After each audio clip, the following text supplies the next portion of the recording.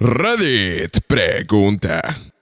Personal médico de Reddit, ¿cuáles fueron sus experiencias más inquietantes durante las guardias? Soy un asistente de enfermería que trabaja por las noches. El año pasado tuve un paciente. Tenía 50 años, con una lucidez increíble. Lo tuve al menos por 2 semanas y no mostraba signos de confusión o cualquier síntoma que indicara una patología mental. Le gustaba que mantuviéramos su puerta abierta, ya que estaba en un cuarto adyacente a nuestra oficina, por lo que podía ver al equipo caminar por los pasillos. Una noche, alrededor de las 2:30 de la mañana, me ve caminar y me pide que entre a su cuarto. ¿Es ese tu hijo? ¿Eh? ¿Quién? Ese niño te estuvo siguiendo la noche entera. Le pregunté cómo lucía el niño, ya que no podía verlo. Dijo que parecía tener 7 años, cabello corto castaño y una gorra de béisbol. Ambos estábamos desconcertados por la situación y me pidió que dejara las luces encendidas a partir de ese momento. El solo pensarlo hace que sienta el sudor frío. En el centro psiquiátrico donde solía trabajar durante la noche, siempre se podían oír sonidos como de alguien golpeando el suelo con un palo de una escoba o algo como un palo.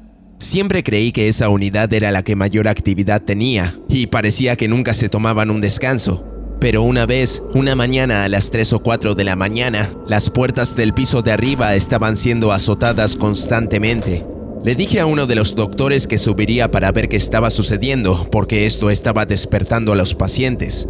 La respuesta del doctor me sorprendió. Me dijo: ¿A qué piso te refieres? Estamos en el 4º piso. No hay nada más sobre nosotros. Quedé perplejo y me dijo que tanto él como personal de mantenimiento se hicieron eco de los sonidos y decían que no había nada en la terraza que hiciera esos sonidos. Cuando comencé mi trabajo de asistente médico, mi primer lugar asignado fue un hogar que atendía a ancianos en la zona más humilde de la ciudad. En este sitio corría el rumor de que había un residente fantasmagórico, un fantasma conocido como la Dama Rosa. No recuerdo su nombre real ahora. Según dicen, es un paciente que falleció hacía 10 o 15 años, mucho antes de que yo trabajara ahí. Yo exclusivamente trabajaba durante la tarde, pero a veces me tocaba hacer guardias nocturnas. En esta noche particular estaba en el ala este. Realizaba mis recorridas y cuando salgo de una habitación puedo ver al final del pasillo, en el área de descanso, a una mujer de rosado. Ninguno de los residentes de ese ala se podía mover con tanta facilidad como esta mujer, especialmente sin asistencia. Mientras me acercaba a ella para ver en qué estado se encontraba, se mete a uno de los cuartos. La seguí hasta la habitación donde había ingresado y simplemente desapareció. El huésped de ese cuarto estaba dormido y era un hombre. Le pregunté a una de las enfermeras sobre eso y me contó una historia. Aparentemente, la mujer de rosa cuando estaba con vida era una persona físicamente saludable, pero presentaba ciertos problemas cognitivos a causa de los cuales no dormía durante la noche. Pasaba las noches caminando a través de las instalaciones en su bata rosada. Este lugar también tiene la mala fama de ocasionalmente tener voces que provienen de los armarios, y esto cuando las puertas de los mismos están cerradas. Y algo en el sótano. Nunca indagué sobre ese último tema. Mi madre trabajó en un hospital, el cual se usó como unidad de tratamientos intensivos durante 40 años. Ella creció cara a cara con la muerte. Mi abuela murió cuando mi madre tenía 15 años de cáncer y 6 meses después mi abuelo murió frente a ella de un paro cardíaco. La muerte era algo que no la sorprendía. Me contó varias historias. La que recuerda con mayor vividez fue aquella donde vio a su paciente favorita morir. Había una señora de 80 años que, conforme pasaba el tiempo, mostraba un deterioro de salud muy serio. Una noche, mi madre ingresa a su habitación para ver cómo estaba. La señora levantó su torso de la cama justo cuando mi madre entró, miró a una de las esquinas, parpadeó un par de veces y simplemente falleció, como si hubiera habido una señal de que moriría en ese momento. Mi madre prefiere trabajar durante la noche y en general trabaja entre las 11 de la noche y las 7 de la mañana. A decir verdad, a su edad yo no podría hacer esa jornada. Una noche dice que escuchó una alarma de atención en la oficina, la cual indicaba que un paciente necesitaba ayuda. Cuando fue al lugar, no había nadie allí. Cosas como esa me atemorizaban, pero el lugar donde vivo actualmente era un asilo hasta los años 60 y he escuchado y visto mi buena cantidad de anomalías. Estas incluyen ver gente como cualquier otra persona que vieras en tu día a día, y al dejar de observarlas por unos segundos, desaparecen como por arte de magia. Así que imagino que estas ocurrencias deben ser normales en el ámbito médico, especialmente en las áreas donde la muerte acecha. Cuando trabajaba en unidad de cuidados intensivos pediátricos, algunos niños me contaban que sabían de antemano cuando alguien en ese ala estaba por morir. Decían ver una figura al pie de la cama del niño que iba a fallecer. Aparentemente no mostraban temor ante esto y lo veían como algo normal. No le di mucha importancia al asunto, pensando que era un juego de críos. En mi primer guardia nocturna, pasada la medianoche, estaba haciendo mi recorrida para revisar a los pacientes. Miré en una esquina de uno de los cuartos donde me encontraba y pude ver una figura al pie de una cama. Parecía ser un hombre y estaba quieto como estatua. Por extraño que parezca, se lo veía difuso. No pude apreciar los detalles de la figura, a pesar de que el lugar estuviera medianamente iluminado. Se me pusieron los pelos de punta. Salí a paso apresurado de ahí y volví a la oficina. Razoné que quizás estaba alucinando y regresé al lugar. La figura ya no estaba y todo parecía normal. Terminó mi día. Al otro día, al comenzar mi turno, recibo noticias de que el niño que estaba durmiendo en la cama donde vi al hombre falleció hace unas horas. Soy técnico en el ala de procesado estéril en un hospital de tamaño decente, con al menos 180 camas. Estuve trabajando ahí durante 4 años e hice horarios nocturnos por 8 meses. Mi tía trabajaba como transportista, también en horario nocturno y en ese hospital, por lo que era común verla. Una noche la vi en el subsuelo. Intenté acercarme a ella y estaba a 10 o 20 metros de distancia. Mientras me acercaba se alejaba cada vez más. Grité su nombre pero no me hacía caso y solo seguía alejándose con mayor velocidad. ¿Quizás no quiere verme? Giró a la derecha hacia un largo pasillo, con 2 puertas en cada lado. Fuera de eso era un pasillo vacío, sin otro lugar donde esconderse. Honestamente me intrigaba el por qué me estaba evitando, y por sobre todo, el hecho de que no tendría que estar aquí ya que es un área cerrada. Cuando giré en la misma dirección que ella, creí que iba a asustarme para jugarme una broma, pero ya no estaba ahí. De hecho, no había nadie. Lo que me voló la cabeza fue el hecho de volver a la cafetería y encontrarla allí, sentada. Me cagué los pantalones porque no hay manera de que una mujer de 40 y tantos años pueda sacarme ventaja, mucho menos en la única ruta desde esa zona del hospital hasta la cafetería, y estar sentada ahí comiendo como si nada. Podría haber jurado que era ella. Incluso si no era mi tía, no había nadie en el hospital que se vistiera con el uniforme de los transportistas, además de que ella es la única mujer de su profesión que trabaja a las 3 de la mañana. Todavía intento encontrarle sentido, pero no sé qué pasó. No soy doctor ni trabajo en hospitales, pero mi tía actualmente está en un hospicio y compartió algunas historias conmigo. El día anterior al fallecimiento de un residente, un gato negro aparece en la ventana de su habitación.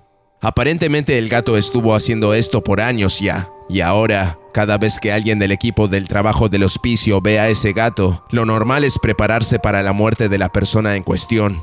Otra cosa extraña que sucede es que los fallecidos suelen ser visitados por sus parientes, y estos visitantes tienen charlas prolongadas con mi tía unas noches antes de la muerte de los pacientes.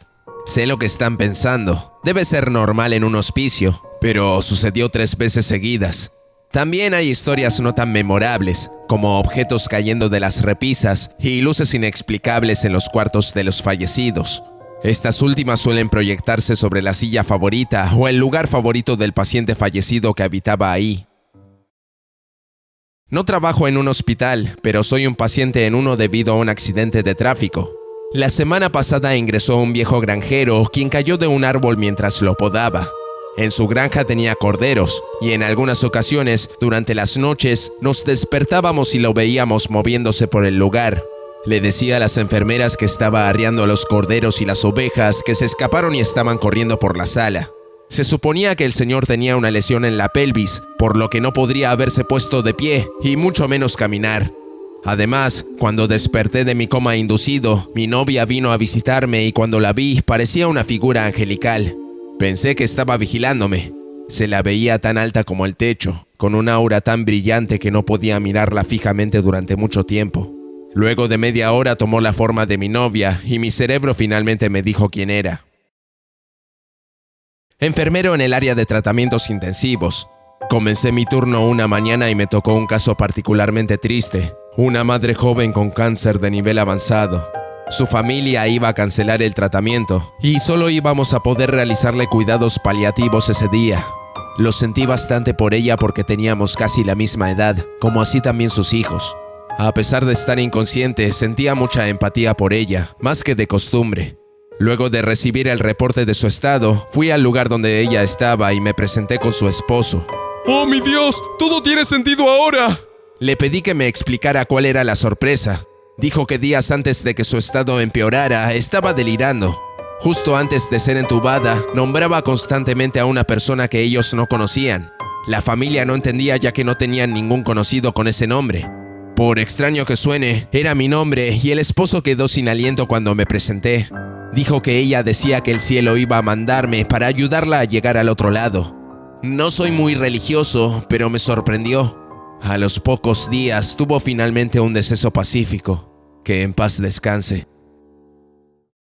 Llegué tarde a la fiesta, pero vale la pena compartir esto. No me pasó a mí, sino a mi esposa, que es enfermera. Hace 2 años, una chica de 18 años fue ingresada a la unidad de tratamientos intensivos. La metieron ahí porque no sabían qué hacer con ella. Una situación muy atemorizante. Aparentemente, eventos extraños comenzaron a suceder en torno a ella. Los testimonios los dieron otras personas porque esta chica no estaba en sus cabales en ese momento. Todo comenzó cuando estaba en la cama con su novio. Le gritaba algo que se fuera y bla bla bla. Su novio le preguntó qué sucedía. Ella le dijo que había una figura negra parada en el umbral de la puerta, mirándola. La entrada a la habitación estaba claramente vacía, pero ella insistía en que había algo o alguien allí. Eventualmente se durmió, pero estuvo llorando por un rato. Entonces, la situación empeoró.